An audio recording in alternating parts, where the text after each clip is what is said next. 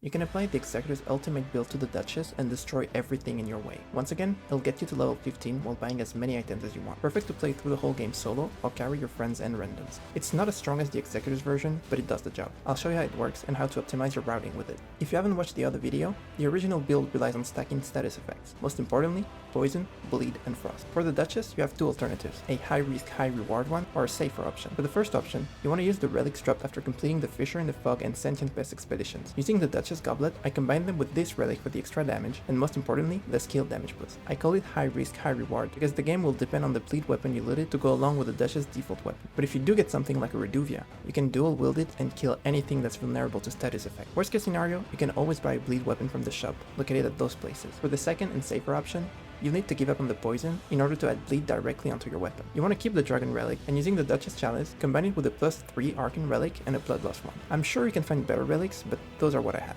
You do miss on a little bit of damage, but you get consistent bleed proc thanks to Duchess skill and frequency of her attacks. Both options work in a similar way. You want to start off your fights using the Ash of War on your sword. Following up with an attack should be enough to proc Frost. You can now redo the Frostbite damage, and it should be enough to build your first bleed proc. If you're using the risk reward option, don't forget to swap to the bleed weapon after adding the status effects.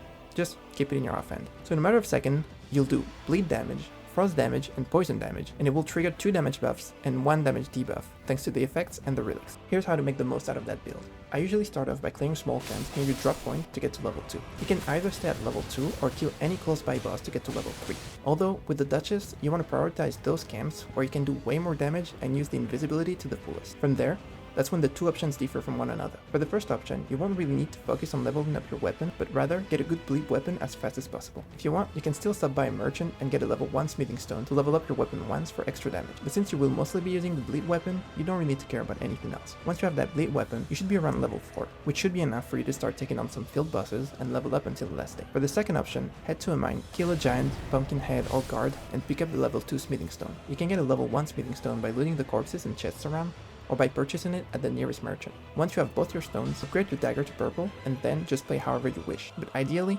target field bosses, rush the Shifting Earth point of interest, and you'll be set for the last boss. Just like I mentioned in the other video, against nightlords, prioritizing their weakness will always be infinitely better. This build is mostly made to farm during the first days, and give you the tools to kill the last boss. One last tip, both options work perfectly well in groups thanks to the high burst damage, but the higher sustained damage of the first option makes it better for solo runs. The second option is still extremely viable though.